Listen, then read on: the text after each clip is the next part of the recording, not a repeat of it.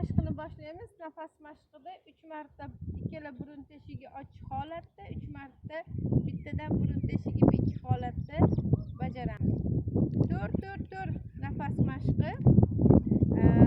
4 marta nafas olasiz, 4 marta 4 gacha nafas olasiz, 4 gacha ushlaysiz, 4 gacha chiqarib yuborasiz. Boshladik.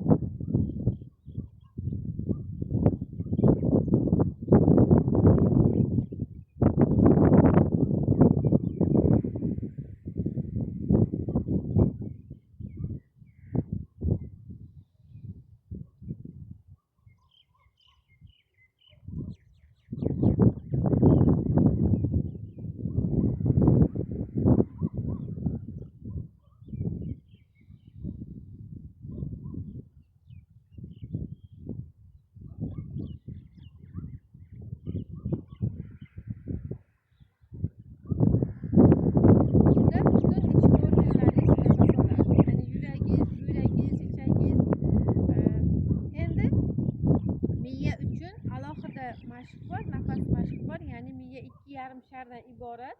Bu yarim shar tasavvur qiling.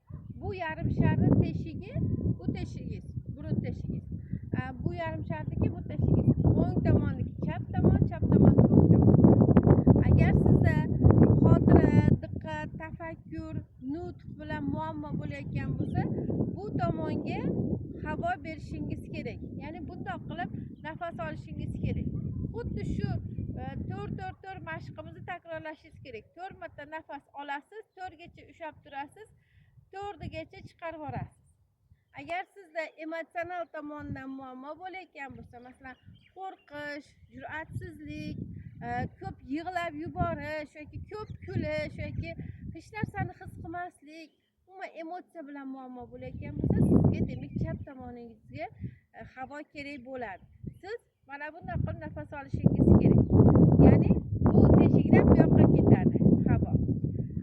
Xuddi mana shu 4-4-4 mashqimizni qo'llasangiz bo'ladi bunga ham. 4 marta nafas olasiz, 4 gacha nafas olasiz, 4 gacha ushlaysiz, 4 gacha chiqarasiz.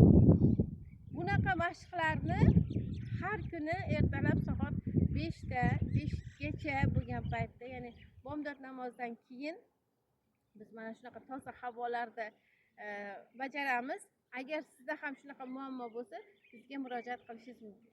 Bunaqa mashqlar shunaqa toza havoda bajarishimiz kerak. Aylantiring bitta.